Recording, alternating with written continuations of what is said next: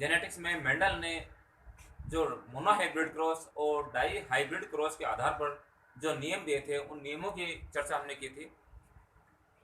Mendel के द्वारा ये नियम दिए जाने के बावजूद भी तात्कालिक रूप से मेंडल के नियमों में कुछ कमियां रह गई थी, जिनको हम मेंडल के नियमों के विचलन के नाम से जानते हैं। वो कौन कौन से थे, या हम यूँ कह सकते हैं कि वो कौन से कारण थे जिसकी वजह से मेंडल को उस वक्त सफलता नहीं मिल पाई। तो हम यहाँ देखते हैं, आज उसके लिए हम सबसे पहले पढ़ेंगे नव मेंडलवाद। नव मेंडलवाद, या इसको हम बोलते हैं मेंडलवाद की पुनर्खोज। मेंडलवाद की पुनर्खोज में हम देखते हैं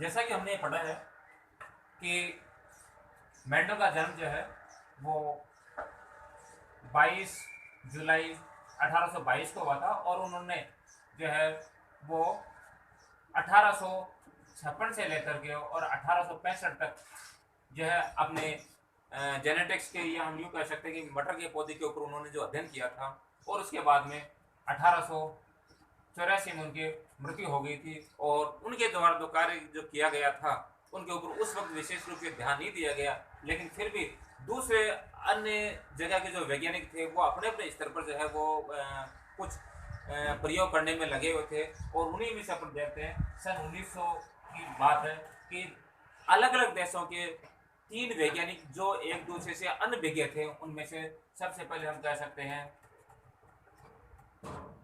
हॉलैंड के ह्यूगो डुबीज नामक वैज्ञानिक, जिन्होंने इवनिंग प्रिमरोज के पादप के ऊपर ये जेनेटिक्स के प्रयोग किए।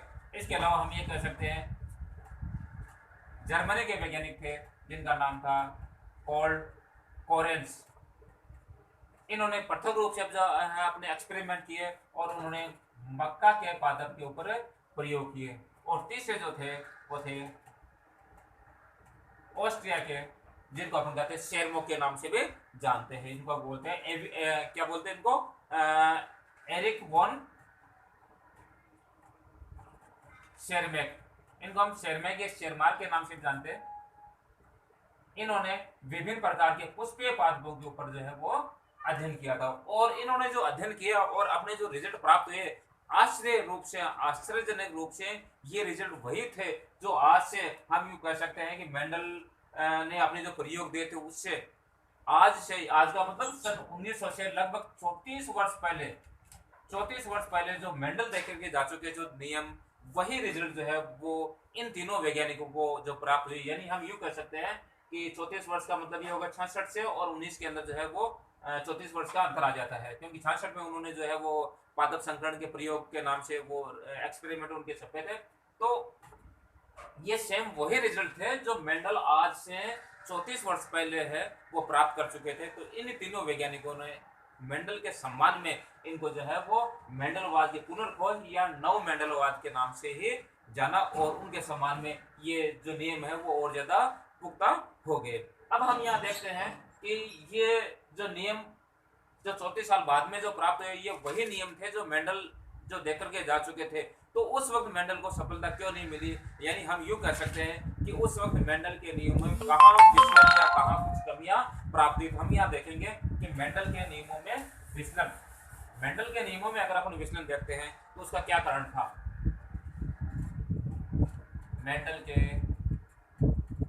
नियमों में विचलन, जैसा हमने कल देखा था कि हायरेशियम का जो पादप था, या जैसे कोल कोरेंस ने जो है वो गुलाबांस, जिसको हम ये कह सकते हैं जिसमें, या हम ये मेरापेलस जेलापा या फोरोक्लो, कुछ पादप ऐसे थे जिनमें कुछ जो रिजल्ट जो प्राप्त हुए वो मेंडल के नियमों से अलग थे। तो उनका जो है वो अलग प्रकार का रिजल्ट क्यों प्राप्त हुआ, उनका कारण ये था कि मेंडल ने ये माना था कि एक जो गुण है या किसी पादप का जो एक लक्षण है वो किसी एक जोड़ी जीन के कारण जो है प्रदर्शित होता है, लेकिन बाद में ये पाया गया कि कुछ पादपों में जो लक्षण प्रदर्शित होते हैं वो दो या दो से अधिक जीन जोड़ी के कारण प्रदर्शित होते हैं। तो अपन यूं लिख सकते हैं पहला कि मेंडल के अनुसार जनकों में, या अपन यूं कह सकते हैं कि सजीव सजीवों पर जो है वो अपन कह सकते हैं कि जो नियम है मेंडल के अनुसार एक जोड़ी जीन जिसको उन्होंने उस वक्त क्या कहा था, फैक्टर कहा था, तो कारकों द्वारा नियंत्रित होते हैं, लेकिन यह सभी पादपों पर लागू नहीं होता। अर्थात हम यूं कह सकते हैं कि यह धारणा जो सभी पादपों पर लागू नहीं होती, बल्कि क्या होता है, कई जीवों में जो लक्षण है, यहां पर आगे लिख सकते हैं, कई जीवों के लक्षण दो या अधिक जीन जोड़ी द्वारा नियंत्रित होते हैं। तो ये जो कारण है वो मेंडल उस वक्त नहीं बता पाए थे, क्योंकि मेंडल को उस वक्त जो है जीन के बारे में कोई विशेष प्रकार की जानकारी नहीं थी। और अगर इस तरह के होने से क्या होता है, इसमें फिनोटाइप जो रेशियो है वो अलग प्रकार का प्राप्त हो जाता है। तो इसके बारे में जो है वो मेंडल महोदय जो जानकारी नहीं दे पाए थे। तो ये मेंडल के नियमों का विचलन का मुख्य कारण था। अब है कि मेंडल के नियमों में विचलन हम किस किस आधार पर पढ़ सकते हैं, तो उसको हम दो आधार पर पढ़ेंगे। सबसे पहले अपन पढ़ेंगे इनकम्प्लीट डोरमेंसी। इनकम्प्लीट डोरमेंसी का मतलब ये होता है कि कुछ नियम, जैसे मेंडल ने प्रभाविता का नियम तो दिया था, लेकिन उन्होंने अपूर्ण प्रभाविता और सह प्रभाविता के बारे में नहीं बताया। तो मुख्य रूप से और भी है, लेकिन यहाँ हम ये देखते हैं कि अपूर्ण प्रभाविता, पहला जो नियम है उनका विचलन का, वह है अपूर्ण प्रभाविता, अर्थात अपूर्ण का मतलब आधा प्रभावित हो जाना। इनकम्प्लीट डोरमेंसी इसको कहते हैं। क्या कहते हैं इनको? Incomplete dormancy. इसमें क्या होता है, जब कोई, इसकी परिभाषा ये है, जब कोई, पहले ये लिख लेते हैं, विषम युग्मजीव, इसको अपन कोष्टक में संकर या हाइब्रिड लिख सकते हैं। संकर लक्षणों में जब कोई विषम युग्मजीव संकर लक्षणों में दो लक्षण होते हैं, एक प्रभावी और एक अप्रभावी। तो प्रभावी लक्षण पूर्ण रूप से प्रकट नहीं कर पाता, और उसके साथ साथ में आधे लक्षण कौन से प्रकट हो जाते हैं, या कुछ लक्षण जो है अप्रभावी भी लक्षण प्रकट हो जाते हैं। मेंडल ने यह बताया था कि केवल और केवल F1 पीढ़ी में जो है वो प्रभावी लक्षण प्रकट होते हैं, और F2 पीढ़ी में उनका एक निश्चित रेशियो प्राप्त होता है। लेकिन यहाँ पर अपूर्ण प्रभाविता यह कहती है कि F1 पीढ़ी में भी जो प्रभावी लक्षण तो प्रकट होते ही होते हैं, लेकिन उनके साथ में कुछ अप्रभावी लक्षण भी अपने आप को प्रदर्शित कर देते हैं। तो जब कोई विषम युग्मजीव संकर लक्षणों में हम ये कह सकते हैं, कोई कारक अपना पूर्ण प्रभाव प्रकट नहीं कर सकता, पूर्ण प्रभाव प्रकट नहीं कर पाता, और साथ साथ में क्या हो जाता है, बल्कि क्या हो जाता है, कुछ सीमा तक क्या हो जाता है, अप्रभावी, बल्कि कुछ सीमा तक अप्रभावी भी अपना प्रभाव प्रकट कर देता है। इसका मतलब क्या हुआ कि प्रभावी लक्षण तो आ ही रहे हैं, लेकिन प्रभावी लक्षण के साथ साथ में कुछ सीमा तक क्या आ जाता है, अप्रभावी लक्षण भी आ जाते हैं, जिससे से क्या हो जाता है, दोनों के मध्यवर्ती लक्षण प्रकट हो जाते, जिससे दोनों कारकों के मध्यवर्ती लक्षण प्रकट हो जाते हैं। तो हम ये कह सकते हैं कि अपूर्ण प्रभाविता का जो सबसे पहले जो अध्ययन जो करने वाले वैज्ञानिक थे वो कौन थे, पॉल कोरेंस थे। और पॉल कोरेंस ने बहुत सीधे रूप से बताया था कि प्रभावी लक्षण जो है F1PD में प्रकट होना चाहिए मेंडल के अनुसार, तो थोड़ा सा विचलन ये हो गया कि प्रभावी के साथ साथ में कुछ सीमा तक कौन सा अप्रभावी भी अपना जो लक्षण है प्रकट कर पाते हैं। और इसके लिए जो है वो सबसे अच्छा उदाहरण हम लेंगे गुलाबास या मिराबिलस जेलापा का। यह देखिए हम एक बनाकर देखते हैं। सबसे पहले तो अपने ये देखते हैं किसने दिया था, ये कॉर्ल कोरेंस ने। तो हम इसमें ये लिखेंगे मिराबिलिस या मिराबिलस जेलापा, जिसको हम गुलाबांस के नाम से भी जानते हैं। तो गुलाबांस में क्या हुआ कि F1PD में जो लक्षण जो प्रकट होते हैं, प्रभावी लक्षण प्रकट होने चाहिए थे, उसके साथ साथ में कुछ अप्रभावी लक्षण भी प्रकट हो जाते हैं। और दोनों का मध्यवर्ती, जैसे उन्होंने क्या किया था, इसके अंदर लाल और सफेद पुष्प वाले जो है पादप को जब क्रॉस करवाया, तो मेंडल के नियम के अनुसार कौन सा F1PD में कौन से लक्षण प्रकट होने चाहिए, कौन सा पादप प्राप्त होना चाहिए, बिल्कुल सही है, मेंडल के नियम के अनुसार केवल और केवल लाल पुष्प वाले जो लक्षण यानी पौधे प्राप्त होने चाहिए थे। लेकिन यहाँ पर दोनों का मध्यवर्ती लाल और सफेद का जो मध्यवर्ती होता है गुलाबी लक्षण यहाँ पर प्रकट होता है। तो अपन इसको यहाँ ये मिराबिलस जेलापा, इसको हम दूसरा पादप भी ले सकते हैं श्वान पुष्प। क्या नाम है इसका, श्वान पुष्प। श्वान पुष्प को अपन स्पेन ड्रैगन के नाम से भी जानते हैं। किस नाम से जानते हैं, स्पेन ड्रैगन या एंटीराइनम। सिंपल सा यहाँ लेते हैं हमने कि यहाँ पर दो पादप लिए, एक तो लाल पुष्प वाले और दूसरा सफेद पुष्प वाले। लाल को हम कैपिटल आर और कैपिटल आर से शो कर देते हैं, जबकि सफेद को हम स्मॉल आर से सफेद इंडिकेट कर देते हैं। सबसे पहले हम क्या बनाएंगे, इनके गैमेट बनाएंगे, युग्मक। ये इसी प्रकार कर लेते हैं हम आरेख चित्र के द्वारा। आप चाहो तो चेकर बोर्ड के द्वारा भी कर सकते हैं।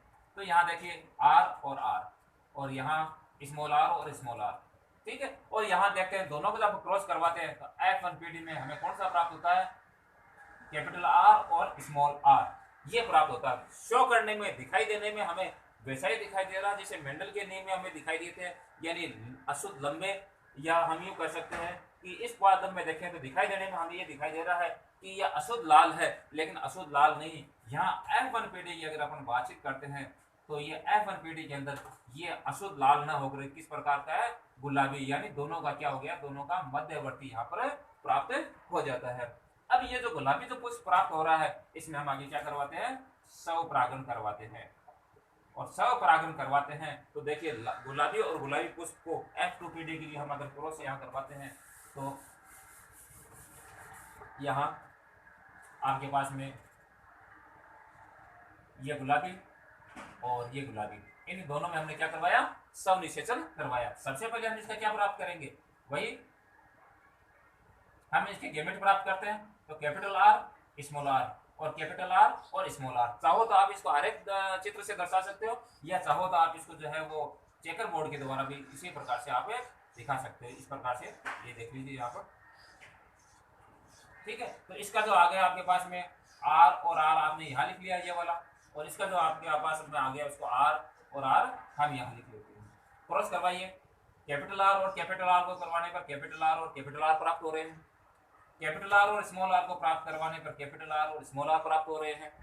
यहाँ देखिए कैपिटल आर और स्मॉल आर को करवाने पर यह कैपिटल आर और स्मॉल आर प्राप्त हो रहे हैं, और यहाँ पर स्मॉल आर और स्मॉल आर को प्राप्त करने पर इस प्रकार से स्मॉल आर यहाँ पर प्राप्त हो रहे हैं। तो यहाँ हम ये चीज देखते हैं कि किस प्रकार से जो पादपों में जो है वो लक्षण पर, ये जो पादप है इसमें दोनों में क्या है, यहाँ पर कैपिटल है। कैपिटल का मतलब ये हो गया कि ये शुद्ध जो है वो लाल, ये जो है वो गुलाबी था ये, और ये भी गुलाबी, तो ये शुद्ध लाल हो गए। यहाँ पर देखते हैं तो ये यहाँ पर जो प्राप्त हो रहा है इसको अब हम यहाँ पर अशुद्ध लाल नहीं कहेंगे, बल्कि क्या कहेंगे, एक कैपिटल और एक स्मॉल है तो इसको हम क्या कहेंगे, गुलाबी कहेंगे। यहाँ पर अगर हम देखते हैं तो ये भी क्या हो गया, गुलाबी हो गया, और यहाँ पर दोनों स्मॉल है तो ये किस प्रकार का हो गया, सफेद पुष्प हो गया। तो यहाँ हम ये देखते हैं कि मेंडल के अंदर जो है, जब मेंडल ने अपने प्रयोग किए थे तो यहाँ पर मोनो हाइब्रिड क्रॉस में उनको जो फिनोटाइप जो रेशियो प्राप्त हो रहा था,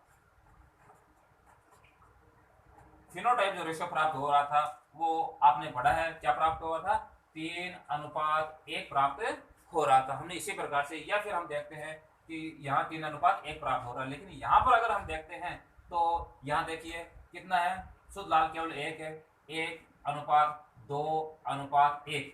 यहाँ हमने देखा कि जीनोटाइप और फिनोटाइप मेंडल के नियम के अनुसार अलग अलग प्राप्त हो रहे थे, लेकिन इसमें आपके पास में एक पौधा बिल्कुल जो है वो रेड कलर का है, दो है वो गुलाबी, यानी दोनों के मध्यवर्ती आकर एक जो है बिल्कुल सफेद, ये हो गया इसका फिनोटाइप। लेकिन इसके साथ साथ में अगर इसको जीनोटाइप अगर ऐसे भी इसका निकाले तो क्या प्राप्त होता है, हमें 1:2:1 प्राप्त होता है। यानी हम यूं कह सकते हैं कि अपूर्ण प्रभाविता के अंदर जीनोटाइप और फिनोटाइप जो लक्षण है वो दोनों एक जैसे ही प्राप्त होते हैं, 1:2:1, 1:2:1। तो ये वो नियम था जिसका स्पष्टीकरण मेंडल अपने समय में नहीं दे पाए, और इसी की यही वो कारण था जिसकी वजह से मेंडल को तात्कालिक रूप से जो सफलता नहीं मिली। ये और भी कई पौधों के ऊपर इस प्रकार के जो लक्षण हमें दिखाई देते हैं। इसके बाद में दूसरा जो हम ये कह सकते हैं, एक तो पहला हमने ये पढ़ा है जो था आपके पास में अपूर्ण प्रभाविता, दूसरा इनका विश्लेषण जो है वो हम पढ़ेंगे यहाँ पर सह प्रभाविता।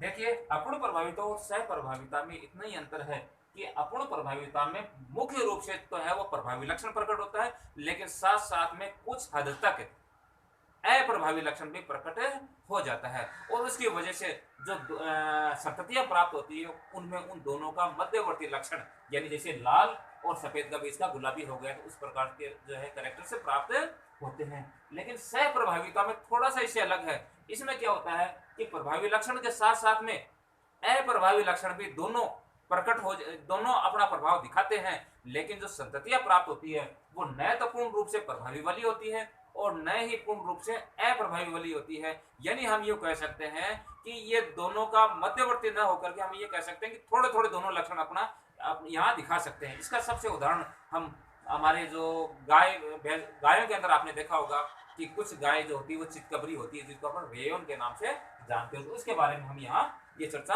कर लेते हैं कि किस प्रकार। सेकंड यहाँ पर सह प्रभाविता।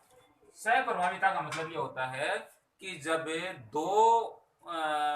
जो दोनों युग्म के विकल्पी है, प्रभावी और अप्रभावी, वो दोनों जो है अपना प्रभाव एक साथ में साझे रूप में दिखा सकते हैं। यानी अपूर्ण प्रभाविता में क्या होता है, प्रभावी अपना लक्षण दिखाता है, कुछ हद तक जो है वो अप्रभावी लक्षण भी आ जाता है, लेकिन यहाँ पर ऐसा नहीं होता है। यहाँ पर दोनों साझे रूप में अपना लक्षण प्रकट करते हैं, लेकिन संततियों में जो लक्षण प्राप्त होंगे वो बिल्कुल दोनों के मध्यवर्ती में प्राप्त होंगे, अलग ही प्रकार के होंगे। यानी हम यहाँ ये दे सकते हैं प्रभावी और अप्रभावी, इन दोनों का योगदान यहाँ रहता है, ये साझा रूप में आ जाते हैं, और साझा रूप में आकर के यहाँ पर जो है वो अलग ही प्रकार का, यानी इन दोनों से एक अलग, हालांकि होता है इनसे मिलता जुलता ही है, लेकिन एक अलग जो है वो संततियां प्राप्त करते हैं। इनका सबसे अच्छा उदाहरण हम जो है अपने मवेशियों के बालों के रंग में देख सकते हैं, या हम ये कह सकते हैं जैसे गायों के अंदर हम देखते हैं कि चितकबरी गाय वगैरह होती है। तो इसकी परिभाषा हम लिख सकते हैं इसमें कि जब किसी जीन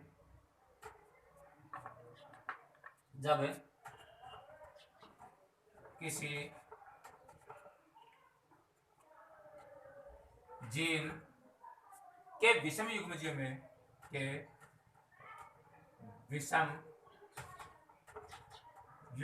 में दोनों कारक कौन से, उनके दोनों विकल्पी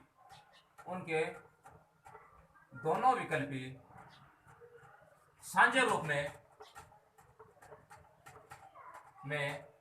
अपना प्रभाव प्रकट करते हैं। क्या करते हैं, अपना साझे रूप में अपना प्रभाव प्रकट करते हैं। जैसे हम सीधा सा एक उदाहरण लेते हैं कि जैसे हमने एक लाल बाल रंगों वाली जो है वो कोई पशु लिया, जिसको हम आर और आर से दिखा सकते हैं, और दूसरा हमने जो लिया है वो सफेद बाल वाले जो है वो पशु को क्रॉस करवाया। तो ये तो हो गया आपके पास प्रभावी, और ये आपके पास में अप्रभावी।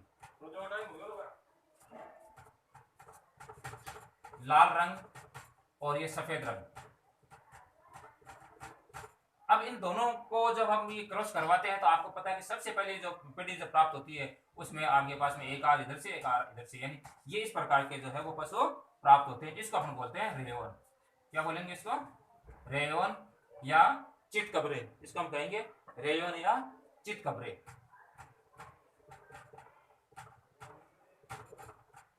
चितकबरे तो ये F1PD। अब यहाँ क्या करते हैं हम, जो आपके पास में ये F1PD प्राप्त हो रही है उसमें फिर हम पुनः क्या कराते हैं, सव निषेचन या अंतर संकरण करवाते हैं। इसे लिख लो, अंतर संकरण। अंतर संकरण करवाते हैं तो यहाँ देखिए आपने एक ये ले लिया और एक यहाँ ये ले लिया, इसका जो आपके पास में युग्मक जो बनेंगे ये R और R ये बन जाएंगे, और इसके युग्मक आपके पास बनेंगे वो इस प्रकार के R और R इस प्रकार के यहाँ बन जाएंगे। तो यहाँ देखो हम जब क्रॉस करवाते हैं तो क्रॉस करवाने के फलस्वरूप कैपिटल R और यहाँ कैपिटल R और स्मॉल r, यहाँ कैपिटल R और स्मॉल r और यहाँ पर capital R sorry small r और स्मॉल r। तो यहाँ हम देखते हैं कि ये बिल्कुल जो है वो शुद्ध सफेद सॉरी लाल रंग।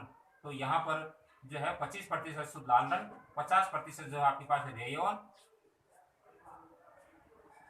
और ये आपके पास सफेद वाल और ये लाल वाल, 50% और फिर 25%। यानी हम यूं कह सकते हैं कि 1:2:1 के रूप में जो है वो हमें पशु या प्राप्त होते हैं, या हम यूं कह सकते हैं कि 25% लाल बालों वाले, 50% रेयन बालों वाले और 25% जो है वो सफेद बालों वाले जो है वो पशु हमें प्राप्त होते हैं। तो इसका जो हमें जो आपके पास फिनोटाइप प्राप्त हुआ वो आपके पास में क्या था, 1:2:1, और जीनोटाइप भी जो भी है ये भी 1:2:1 हमें प्राप्त होता है, जिसमें अपन ये कह सकते हैं कि जो है वो ये मेंडल के नियमों के विपरीत जो है, यानी इसमें कुछ अंतर, उसमें जीनोटाइप और फिनोटाइप अलग प्राप्त हो रहा था, लेकिन यहाँ पर जीनोटाइप और फिनोटाइप जो है वो सेम ही प्राप्त हो रहे हैं। तो ये वो कुछ कारण थे जिनका जो जवाब मेंडल अपने समय में नहीं दे पाए, और इसको इनको हम जो है मेंडल के नियमों के विचलन के नाम से जानते हैं। तो ये आपके पास में अपूर्ण प्रभाविता और सह प्रभाविता इस प्रकार से हो सकती है। इसको हम पशुओं के बालों के रूप में जो है वो ज्ञात कर सकते हैं। जो चर्चा करते हैं वो फिर है आपके पास में एक संकरण है जिसको हम प्रतीक संकरण या फिर पूर्वज संकरण के नाम से जानते हैं। प्रतीक संकरण का मतलब होता है बेक क्रॉस, और पूर्व संकरण का मतलब होता है हाइब्रिड क्रॉस। यानी बेक क्रॉस क्या होता है, बेक क्रॉस का मतलब ये होता है पीछे से वापस जाना। यानी इसकी परिभाषा जब हम सबसे पहले लिख सकते हैं कि जब F1PD से समझने की कोशिश करना, यहाँ पर जब F1PD से प्राप्त संततियों का पुनः जनकों के साथ, पुनः उन्हीं के जनकों के साथ में, उन्हीं के जनकों के मध्य क्रॉस कराया जाए तो उसे हम क्या कहेंगे, बेक क्रॉस या हाइब्रिड क्रॉस कहते हैं। यानी यहाँ पर क्या होता है, संततियों में उनके जो संततियां प्राप्त होगी उसका क्रॉस किसके साथ में करवा लीजिए, उन्हीं के यूं समझिए उन्हीं के माता पिता के साथ में। जब बच्चे पैदा हो रहे हैं उनका क्रॉस किसके साथ में करवा दिया जाए, उनके माता पिता के साथ में। 2 बार करवाएंगे हम, एक बार प्रभावी जनकों के साथ में और दूसरा अप्रभावी जनकों के साथ में। जैसे यहाँ हम देखते हैं कि हमने ये लिया था RR और RR, ये जो इसके पेरेंट्स है, ये पेरेंट्स है। इन पेरेंट्स में से F1PD में हमें पता है कि हमेशा जो है वो गैमेट बनाने के बाद में जो संततियां प्राप्त होती है वो RR इस प्रकार की संततियां जो है वो प्राप्त होती है। और ये सभी क्या कैसी होती है, ये सभी लाल होती है। क्या होती है, सभी लाल होती है। ठीक है, अशुद्ध लाल इसको अपन कहेंगे। अब यहाँ क्या करते हैं हम कि ये जो संततियां जो प्राप्त हो रही है, इन्हीं संततियों को हम वापस एक बार तो जो है इस यानी ये प्रभावी मान लेते हैं और ये आपके पास हम अप्रभावी मान लेते हैं। इसको यदि हम इस प्रकार से यहाँ करवाएं तो देखो जल्दी में थोड़ा देख लेते हैं शॉर्ट में ही। इसके जो प्राप्त होंगे वो RR से R और R, और इसके जो प्राप्त होंगे गैमेट वो स्मॉल r। देखिए ये सारे इसी प्रकार से प्राप्त होंगे। ये आपके पास में इसी प्रकार से प्राप्त, और ये सभी क्या होंगे, लाल होंगे। अब जो यहाँ पर ये जो संतति इनकी प्राप्त हो रही है, इन संतति को हम किससे क्रॉस करवाएंगे, इन्हीं से करवाएंगे। एक बार हम इसके साथ में प्रभावी वाले जनक के साथ में करवा देते हैं इसका क्रॉस, और दूसरी बार इसका जो है अप्रभावी वाले के साथ में क्रॉस करवाते हैं। तो हम देखते हैं किस प्रकार से जो है वो प्राप्त होते हैं। सबसे पहले हम क्या करते हैं, इसको इस प्रभावी वाले के साथ में क्रॉस करवा देते हैं। तो यहाँ देखिए अपने पास में यही ले लेते हैं अपन, प्रभावी कौन सा ये है, तो इस आर और आर को हम क्रॉस करवा रहे हैं किसके साथ में, इस संतति के साथ में। ये संतति आपके पास में इस प्रकार से प्राप्त हुई, यानी लाल रंग के जो पशु है उनका क्रॉस, लाल रंग के जो जनक है उनका क्रॉस हम जो संतति प्राप्त हो रही है सभी लाल यानी अशुद्ध लाल के साथ में क्रॉस करवाते हैं। तो इस प्रकार से हमें जो संततियां प्राप्त होगी, देखो इसके ऑफस्प्रिंग जो बनेंगे ये बनेंगे, और इसके क्या बनेंगे, ये बनेंगे। यहाँ हम एक चेकर बोर्ड ले लेते हैं, और चेकर बोर्ड की अगर हम चर्चा करते हैं तो देखो आर को आर से करवाने पर आर आर, आर को स्मॉल आर से करवाने पर आर आर, और ये आपके पास में आर आर। यहाँ आप क्या देख रहे हैं कि यहाँ पर हमें 50% जो है वो जो प्राप्त हो रहे हैं वो शुद्ध प्रकार के लाल प्राप्त है, इसको अपन बोलते हैं यानी एक जैसे होमोजाइगस, और होमोजाइगस है वो शुद्ध लाल प्राप्त है हमें हो रहे हैं। और जो 50% है वो हमें जो है हेट्रोजाइगस प्राप्त हो रहे हैं। 50% जो है वो यानी है दोनों ही लाल, लेकिन ये शुद्ध और अशुद्ध, होमोजाइगस और हेट्रोजाइगस। यानी हम इसका देखते हैं तो देखो इसका फिनोटाइप रेशियो जो है वो 1:1 प्राप्त हो रहा। उसी प्रकार से अगर हम इसका जीनोटाइप देखते हैं, जीनोटाइप रेशियो देखते हैं तो वो भी हमें 1:1 प्राप्त हो रहा है। ये कब प्राप्त हो रहा है, जब हमने प्रभावी के साथ में इन जनकों का है वो प्रभावी जनकों, इस संततियों का प्रभावी जनकों के साथ में क्रॉस करवाया है, तो हमें इस प्रकार के होमोजाइगस और हेट्रोजाइगस जो है वो प्राप्त हो रहे हैं। अब दूसरा हम ये करते हैं कि ये जो संतति प्राप्त हो रही है उसका यदि हम अप्रभावी जनक के साथ में क्रॉस करवाए तो क्या होगा। तो यहाँ देख लीजिए,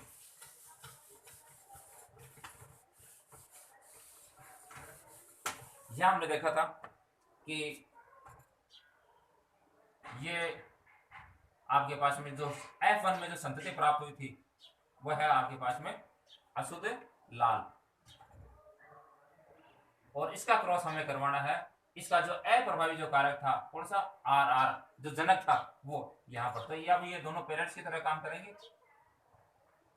इनका यदि हम क्रॉस करवाते हैं तो देखिए इसके आपके पास जो ऑफस्प्रिंग जो प्राप्त होंगे वो आर और आर प्राप्त होंगे, और इसके जो है वो अगर हम गेमेट देखते हैं तो आर और आर प्राप्त होंगे। तो यहाँ देख लीजिए आप क्रॉस करवाइए,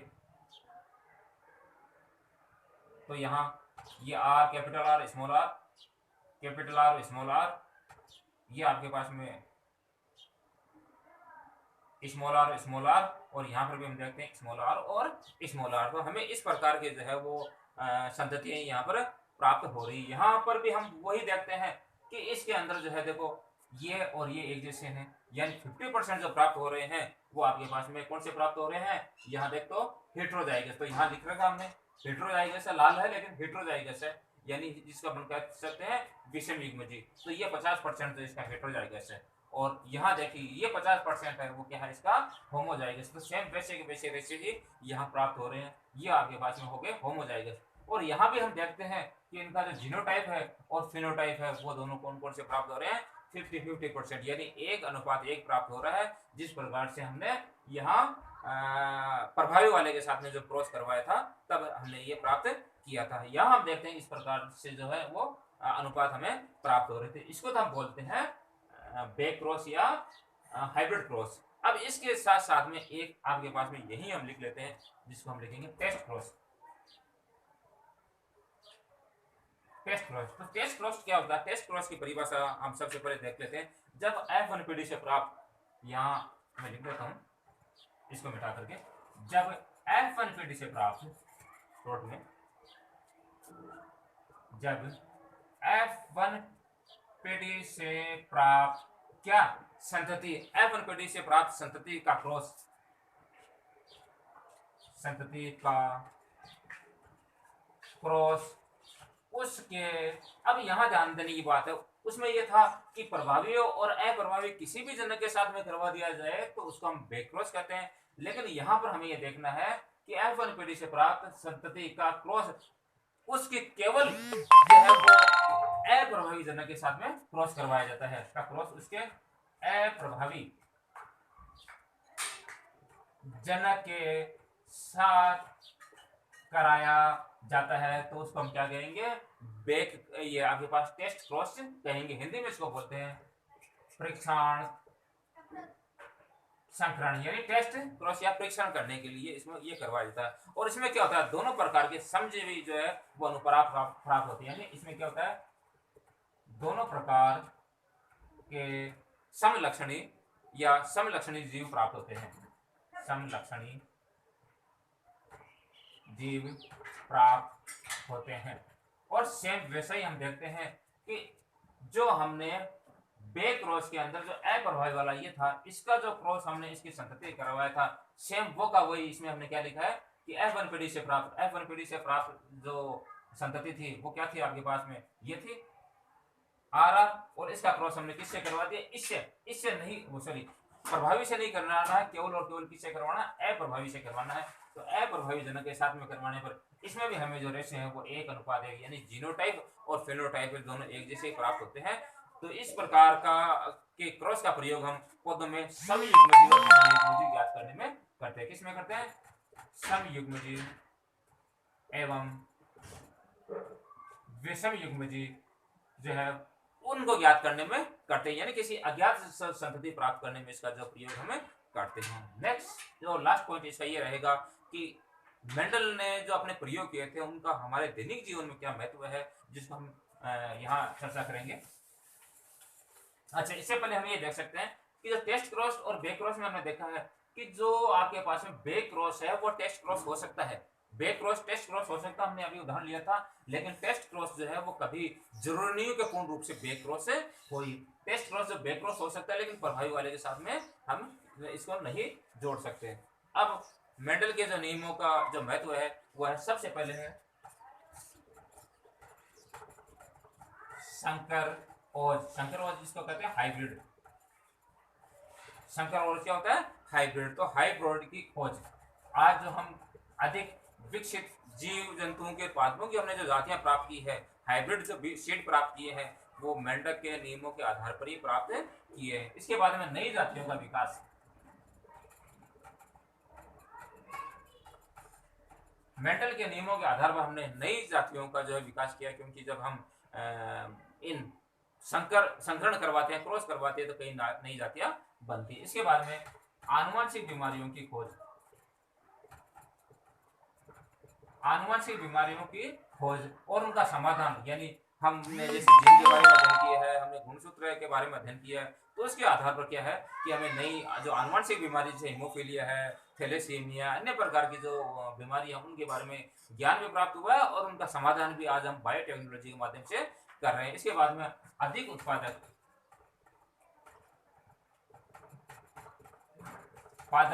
व जंतु जातियां, यानी क्रॉस करवाने के बाद में जो हाइब्रिड जो फसलें प्राप्त होती है वो वास्तव में अधिक उत्पादक होती है और अधिक जो है वो रोगरोधी होती है, अधिक जो है वो अधिक समय तक चलने वाली होती है। तो हम ये कह सकते हैं कि हमने अधिक उत्पादक जंतु उत्पादक जातियां जो प्राप्त कर ली। इसके बाद में सुजननी का विकास,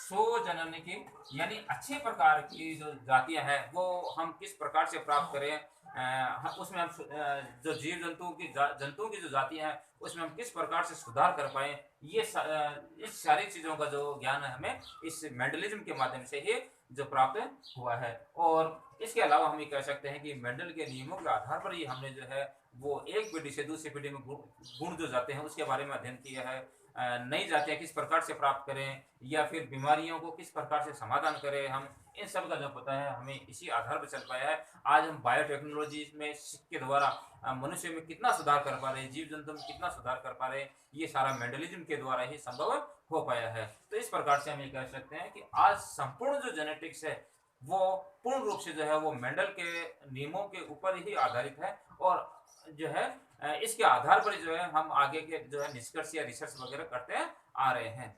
धन्यवाद।